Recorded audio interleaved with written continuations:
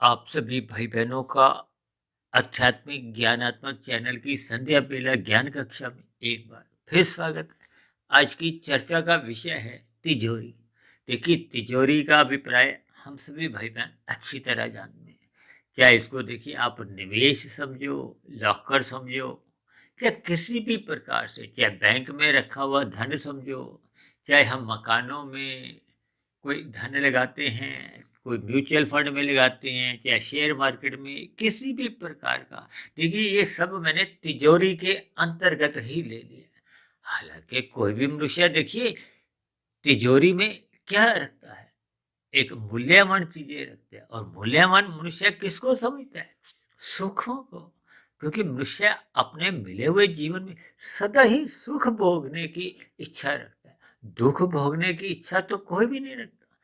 यानी कि हम सभी भाई बहन अपनी तिजोरियों में कहो, अपने बैंकों में, या विभिन्न प्रकार के जो एक निवेश हैं, जो हम विषय भोगों को अपने सुरक्षित बनाए रखने के लिए धन की उपलब्धता चाहते हैं।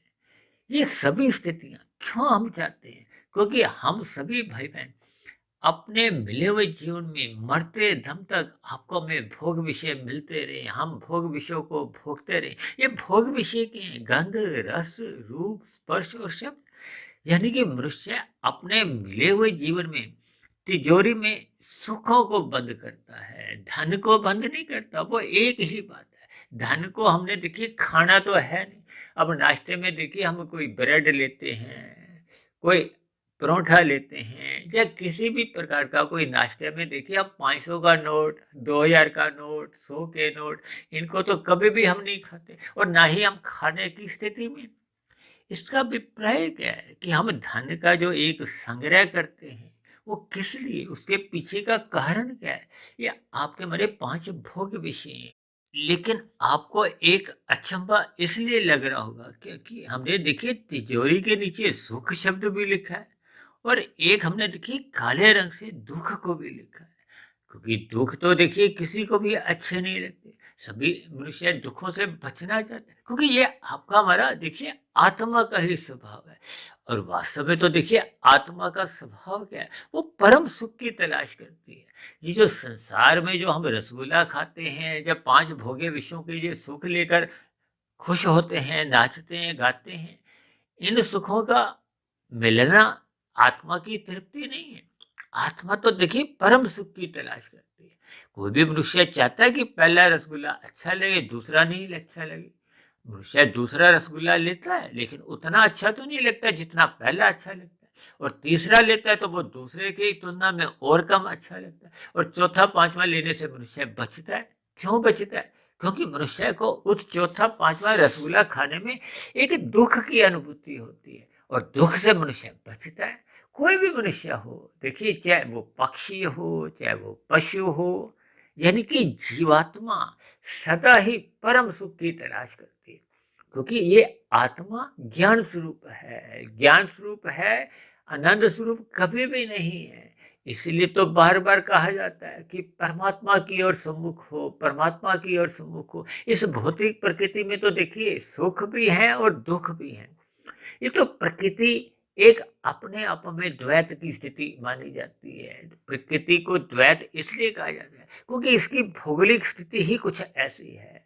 यहाँ पे सभी जो भी पदार्थ है ये क्रमशः हमें दुख की ओर ले जाते हैं। आरंभिक स्थितियों में ये अल्पकालिक सुख भले ही देते हैं, लेकिन धीरे धीरे इन पदार्थों का कहो, जब प्रकृति के सुखों का जो एक स्वभाव है वो घटायमान है।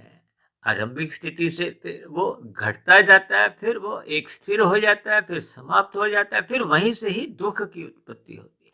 ये सभी स्थितियों पर जब जब आप चिंतन करोगे तो आप व्यवहार में पाओगे। तभी तो मनुष्य एक सुख को पकड़ता है, जब तक वो उसमें सुख मिलता है उसको पकड़े रखता है। और जैसे ही वो उसमें उसको दुख मिलने लगता है वो उसको छोड़ देता है, फिर वो दूसरा सुख लेता है।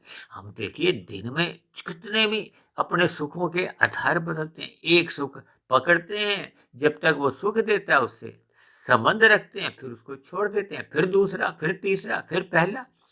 ये सभी स्थितियां आपके हमारे जीवन में देखिए रोजमर्रा को हो दिनचर्या में एक बनती रहती हैं, और इन्हीं की प्राप्ति के लिए मनुष्य देखिए कर्म करता है। कर्म रजोगुण में रह के साधारण पुण्य कर्म होते हैं, सतोगुण में रह के परोपकार के कार्य जब हम सकाम भाव से करते हैं। एक मनुष्य देखिए संसारी बड़े बड़े सुखों को भोगने के लिए परोपकार के कार्य करता है। जब जब सकामता बनी होती है कर्मों के पीछे, तो इसका अभिप्राय क्या है कि हम प्रकृति से जुड़ना चाहते हैं, हम परमात्मा से जुड़ना नहीं चाहते। भले ही देखिए शब्दों में हम कुछ भी बोलते रहते हैं, हम परमात्मा से जुड़ने का अभिप्राय कि जब तक मनुष्य देखिए कर्म योग में स्थित नहीं होता। योग का अभिप्राय आत्मा और परमात्मा की समुखता से है, निष्काम कर्मों से है। जब जब आपके हमारे कर्मों में सकामता बनी रहती है, चाहे वो राजसी हो चाहे सात्विक हो। हालांकि देखिए तमोगुण से 10 गुना अच्छा रजोगुण इसलिए कहा जाता है कि तमोगुण में तो देखिए पाप कर्म होते हैं। पाप कर्म छुड़वाने के लिए पुण्य कर्म करने की एक सलाह दी जाती है, और पुण्य कर्मों से भी आगे विशेष पुण्य कर्म करने की सलाह दी जाती है, क्योंकि रजोगुण में तो साधारण पुण्य कर्म होते हैं और सतोगुण में विशेष प्रकार के पुण्य कर्म होते हैं। और इसी तरह जब जब आपको में ज्ञान होगा, ये प्रकृति तो एक दुखमय है, बंधनदायक है। ये जन्म मरण का बंधन अपने आप में ही दुखमय है। देखिए इस संसार में आज 950 करोड़ लोग रहते हैं, चाहे अमीर से अमीर भी हो, कोई किसी देश का प्रधानमंत्री हो, कोई बहुत बड़ा उद्योगपति हो, जिसकी प्रतिदिन की ही आय देखिए चाहे 1 करोड़ की हो चाहे 100 करोड़ की हो, लेकिन उसके जीवन में भी देखिए दुख बने रहते हैं, क्योंकि इस भौतिक प्रकृति को भगवान श्री कृष्ण ने बार बार दुखालय नाम से संबोधित किया। यहाँ दुख सदा ही बने रहते हैं, और जिन जिन के जीवन में देखिए हमें आपको लगता है कि सुख बने हुए, वो उनके दिनचर्या का हिस्सा बन जाते हैं। एक सुख जब एक लगातार आपके हमारे जीवन में बना रहता है, तो वो कोई सुखमय स्थिति नहीं देता। सुख तभी देता है जब वो दुख से बाद जो एक स्थिति बनती है वो आपको में सुख देती है। फिर उस स्थिति विशेष में रहने का आपका हमारा स्वभाव बन जाता है, फिर वो आपको स्वभाव में वो हमें सुख की प्रतीति नहीं होती। अब कितने ही बड़े बड़े उद्योगपति हैं जिनको मैंने बताया ना कितनी ही आय आती है, लेकिन फिर भी वो दुखी रहते हैं। इन शब्दों के देखिए भावार्थ समझो। चाहे देखिए एक मजदूर हो, चाहे एक क्लर्क हो, चाहे कोई बहुत बड़ा मैनेजर हो, चाहे ऊंची से ऊंची एक पद पे भी हो, कहीं ना कहीं देखिए उसके जीवन में दुख बने ही रहते हैं। क्योंकि दुख देखिए चाहे किसी के जीवन में 10% हो, चाहे 5% हो, चाहे 1% हो, वो मिले हुए जो 1, 5, 10% के दुख भी वो मनुष्य को देखिए दुखी करते हैं। ये अलग बात है कि देखिए आरंभिक स्थितियों में सभी मनुष्य, मैं भी उसमें शामिल हूँ, हम सभी मनुष्य देखिए सुख के लिए ही प्रयास करते हैं। लेकिन फिर भी कभी ना कभी आपके हमारे जीवन में देखिए दुख आते हैं, और उन दुखों के आने का कारण है आपके हमारे किए गए स्वयं के पाप कर्म, या देखिए जिस प्रकृति में हम रहते हैं उस प्रकृति में कहा जाता है कि त्रिविध ताप। इस पर देखिए हमने बहुत बड़ा एक वीडियो भी बनाया था तकरीबन 1, 1.5, 2 वर्ष पहले। यानी कि इस माया में अन्य मनुष्यों को भी देखिए कर्म करने की स्वतंत्रता है। आई कितने ही देखिए ऐसे मनुष्य हैं जो आतंकवादी बन चुके हैं, वो विभिन्न प्रकार की अनीतिगत कार्य करते हैं, तो उनसे हम दुखी होते हैं। एक भौतिक स्थितियों में देखिए कभी अधिक गर्मी, कभी अधिक सर्दी, कभी तूफान आ गया, कभी भूकंप आ गया, और वर्तमान समय में तो देखिए कहीं कहीं ये कोरोना नाम के रोग से मनुष्य दुखी है। तो ये कुल मिलाकर आपके हमारे जीवन में देखिए दुख बने रहते हैं। शास्त्रों में इसको त्रिविध ताप कहा गया है, इसलिए भगवान श्री कृष्ण ने गीता में इसको दुखालय नाम से संबोधित किया। अब मैंने देखी तिजोरी के नीचे सुख के बारे में तो समझा दिया, अब एक स्थिति मैंने देखी दुख की भी लिखी है। वो इसलिए लिखी है क्योंकि जब जब आपके हमारे जीवन में देखिए सुख निरंतर बने रहते हैं, तो इन सुखों को फिर हम भोगते हैं। भोगने का अभिप्राय क्या है कि जब जब हम इन सुखों को गहरे तल पर भोगते हैं, परमात्मा की विस्मृति होने लगती है। परमात्मा की विस्मृति होने का अभिप्राय क्या है कि मनुष्य अज्ञानता में आने लगता है, क्योंकि जब जब हम परमात्मा की सम्मुखता बनाते हैं तो आपका हमारा ज्ञान सुरक्षित बना रहता है। यानी कि आपके हमारी आत्मा का जो एक मूल स्वरूप है वो नित्य ज्ञान स्वरूप बना रहता है। लेकिन जब जब हम विषय भोगों को भोगते हैं, वो विषय भोग देखिए तामसी है या राशि, ये संसारी आकर्षण को हो, ये मेलों का आकर्षण को हो, माल में हम जितने भी विषय भोगों को खरीद कर लाते हैं, ये सभी स्थितियां आपके हमारे ज्ञान को आवरित करती हैं, आप हमें प्रमाद में ले जाती हैं, आलस्य में आती है। आप देखिए जब जब आप गरिष्ठ भोजन लेते हैं, ब्याह शादियों में जब आप सामान्य भोजन से अधिक भोजन लेते हो, राजसी भोजन लेते हैं, हम तामसी भोजन लेते हैं, दोनों ही स्थितियों में आपकी हमारी स्थूल शरीर के स्तर पर ही देखिए अचेतनता आने लगती है, हम प्रमाद में आने लगते हैं। उस प्रमाद को कुछ मनुष्य देखिए सुख का नाम दे देते हैं। जब मनुष्य देखिए शराब पीकर एक नशे में आ जाता है, उसको वो सुख की अनुभूति करता है, जबकि शास्त्रों में तो उसको देखिए एक दुखद स्थिति कही, क्योंकि हम अपनी मूल स्थिति से नीचे गिर जाते हैं। मनुष्य का मूल स्थिति क्या है? हम अपनी ज्ञान में स्थिति में रहे। जब जब हम अज्ञानता में आ जाते तो ये कोई सुखद स्थिति नहीं है, क्योंकि परमात्मा की विस्मृति होगी अज्ञानता में आने से। अज्ञानता में हम पाप कर्म ही करते हैं। जब जब आपके हमारे देखिए अंधकार की स्थिति होती है, आप अंधकार में घर पे शाम को यदि लाइट नहीं जलाते तो अंधकार में आपको में तन को ठोकरें लगती हैं, क्योंकि आंखें होने के बावजूद भी आपको में प्रकाश चाहिए तन को कार्य करने के लिए, आपको में कोई सूझता नहीं। इसी तरह जब जब मन में देखिए ये विकार आते हैं, प्रमाद हो चाहे काम क्रोध लोभ मोह अहंकार हो, ये सभी विकार आपसे हमें अंतोगत्वा पाप कर्म करवाते हैं। इन बातों को देखिए आरंभिक स्थितियों में हो सकता है मनुष्य को समझ नहीं भी आती, लेकिन ये सभी स्थितियां आपको मैं देखिए तमोगुण में गिराती हैं। आरंभ में मनुष्य देखिए सतोगुण से रजोगुण में गिरता है, क्योंकि विषय भोगों का सुख लेता है। वो सुख भोगते भोगते कब मनुष्य तमोगुण में गिर जाता है उसको बोध नहीं होता, और तमोगुण में गिरने से उसके पाप कर्म होते हैं, यानी कि भविष्य में आने वाले दुखों के बीज हम स्वयं ही डालते हैं। इसलिए हम सभी भाई बहनों को परम सुख पाने के लिए प्रयत्नशील होना चाहिए, परमात्मा की सुमुखता बढ़ानी होगी, क्योंकि परमात्मा देखिए द्वैत रहित है, परमात्मा आनंद स्वरूप सत्ता है। जब जब हम उसके सम्मुख होते हैं तो आपको में आनंद की झलकें मिलती हैं। आनंद का अभिप्राय दुख रहित परम सुख की स्थिति से होता है। परमात्मा में देखिए दुख का लेश मात्र भी नहीं होता। इसीलिए तो महाभारत में एक प्रसंग आता है ना, माता कुंती ने प्रभु श्री कृष्ण से दुख मांगे थे, विपत्ति मांगी थी, क्योंकि दुखों को मांगने के पीछे का एक कारण क्या है कि परमात्मा की स्मृति बनी रहे। अब जब जब उनके जीवन में दुख आए, परमात्मा उनके साथ साथ चले। जब जब उनको राजपाट मिला, यानी कि सुख आए, परमात्मा उनसे दूर चले गए। इनके देखिए आपको में एक ज्ञान पूर्वक संगतियां लगानी होती है। अक्सर मनुष्य के जीवन में देखिए जब जब दुख आते हैं वो विचलित होता है, कभी कभी तो अपनी जन्म प्रक्रिया लेकर इधर उधर भटकाव की स्थिति में आ जाता है, जबकि आपके मरे किए गए कर्मों का देखिए फल आना निश्चित है। इसको कोई भी विधि विधान द्वारा, कोई भी तंत्र मंत्र द्वारा देखिए समाप्त नहीं किया जाता। प्रकृति की किसी भी शक्ति द्वारा इसको समाप्त नहीं किया जाता, क्योंकि कर्म तो एक बीज है, छोड़े गए तीर हैं, उनका फल आना निश्चित है। हम उनको कमजोर नए पुरुषार्थ द्वारा कर सकते हैं। अक्सर मैं उदाहरण में कहता हूँ ना कि देखिए जैसे नमक की मात्रा है, प्रारब्ध रूप में आपको में एक गिलास जल में 1 चम्मच नमक मिला है, वो प्रारब्ध है, पुराने किए गए पाप कर्मों का एक दुख रूपी प्रतिकूल स्थिति है, फल है। अब नए पुरुषार्थ द्वारा यदि आप शहद कमाते हो, उसमें 1 चम्मच शहद डालो, 2 चम्मच डालो, 10 चम्मच डालो, तो वो नमक की मात्रा को देखिए प्रभाव को कम करती है, नमक की मात्रा को समाप्त नहीं कर सकती।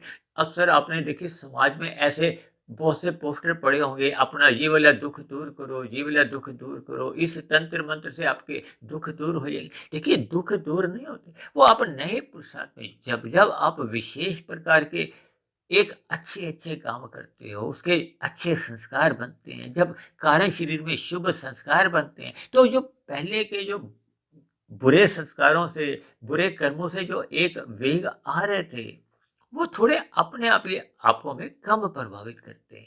वो आपको में तंग नहीं करते, आते हैं मात्रा रूप में, लेकिन वो प्रभाव रूप में आपको में तंग नहीं करते। इनका केवल इतना ही अपने भावार्थ ले। और मैं तो बार बार कहता हूँ कि हमें देखिए अपनी तिजोरी में सुखों को नहीं रखना चाहिए, क्योंकि ये सुख आपको में अंतोगत्वा कमजोर करते हैं, परमात्मा से विमुख करते हैं।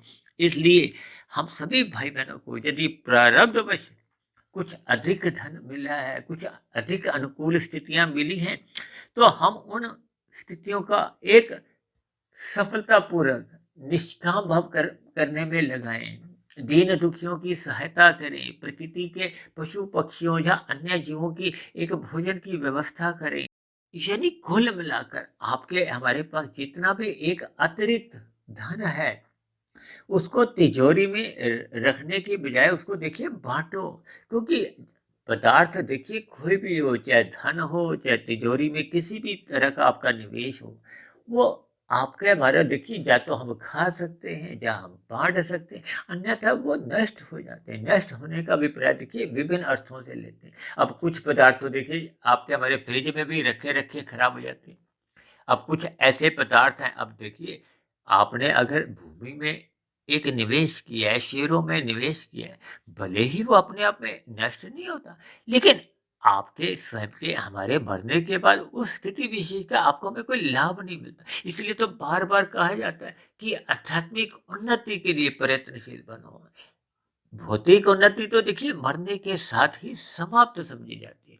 और दूसरा ये जो हम दुख की स्थितियों का अभिप्राय ये है कि इनको हमें देखिए तिजोरी में रखना चाहिए। तिजोरी में रखने का अभिप्राय क्या है कि हमें अपने मिले हुए दुखों की अन्य मनुष्यों से चर्चा नहीं करनी चाहिए, क्योंकि अन्य मनुष्यों से आप जितनी भी चर्चा करोगे, अन्य मनुष्य देखिए आप हजार मनुष्यों से यदि अपने दुखों का ढिंढोरा पीटते हो, उनसे बातचीत करते हो, उन हजार मनुष्यों में देखिए सभी के सभी आपको सलाह देने तो आएंगे, लेकिन आपकी सहायता देने के लिए नहीं है, क्योंकि आपके अपने स्वयं का एक प्रारब्ध है, आपके किए गए कर्मों का एक वेग है, वो आपको हमें दुखी करेगा जैसे जैसे वो स्थितियां समाप्त हो जाएंगी।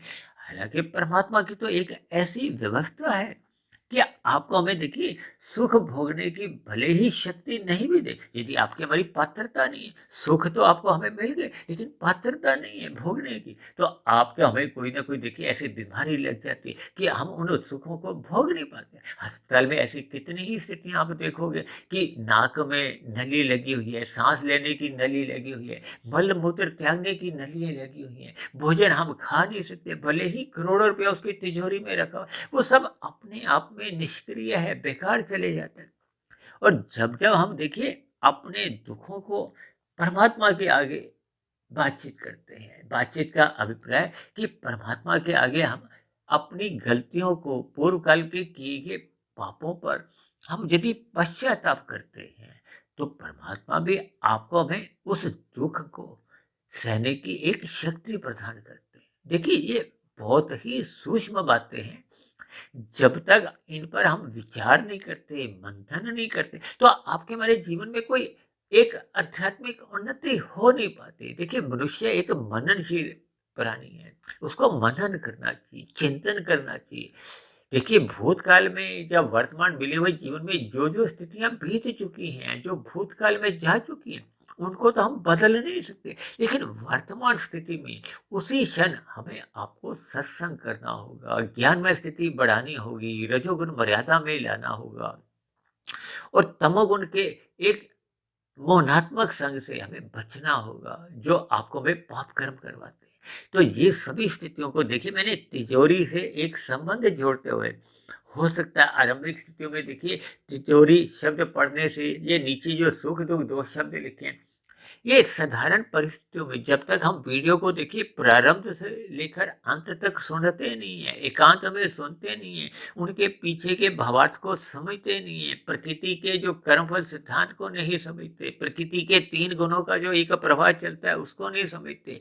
आत्मा परमात्मा ये चेतन तत्व है, आत्मा ज्ञान स्वरूप है, परमात्मा ही एक आनंद स्वरूप सत्ता है। इसीलिए जब जब हम परमात्मा के सम्मुख होते हैं, तो आपका हमारा ज्ञान सहज ही बना रहता है। और आनंद की झलकें मिलने लगती है। यानी कि हम अपने नुकसान से भी बच जाते हैं और आपको में लाभ भी मिलता है। इसलिए मैंने आज देखिए तिजोरी शब्द से दो तीर सुख और दुख को एक सही से इनकी स्थितियों का एक वर्णन किया। इन सभी स्थितियों पर आप चिंतन करें, परमात्मा से जुड़ें, सत्संग करते रहें, ब्रह्म मुहूर्त में उठने का अपना संस्कार जगाएं, ताकि आपका मेरा रजोगुण मर्यादा में रहे। जब जब रजोगुण मर्यादा में रहेगा तो फिर जो हम अपनी तिजोरी में या इधर उधर जो हम निवेश करते हैं, उस निवेश की बजाय फिर हम परमात्मा में अपना मन लगाने लगेंगे। परोपकार के कार्यों में आपकी हमारी रुचि बढ़ने लगेगी। और प्रारब्धवश जब जब आपके हमारे जीवन में दुख आ भी जाते हैं, उस दुख को सहने की भी आपको में शक्ति मिलेगी।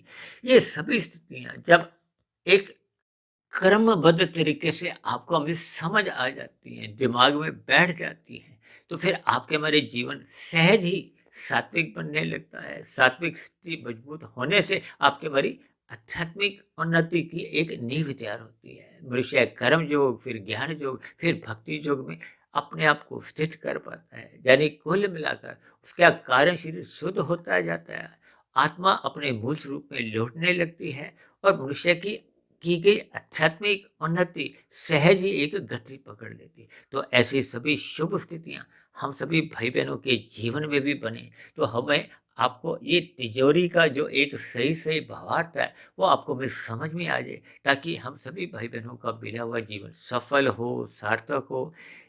ऐसी सभी शुभ स्थितियां हम सभी भाई बहनों के जीवन में भी जल्द से जल्द बनने लगे, ताकि आपकी हमारी तिजोरी में यानी कि कारण शरीर में शुभ स्थितियां बनने लगी, अशुद्धता समाप्त होने लगी। यही आपकी हमारी एक शुद्ध कमाई है। तो इन्हीं शब्दों के साथ चर्चा विशेष को यहीं विश्राम देते हैं। कल सुबह फिर मिलते हैं ब्रह्म मुहूर्त उपदेश कक्षा में। तब तक आप अपने आध्यात्मिक मित्र सुधीर भाटिया फकीर को इजाजत दें।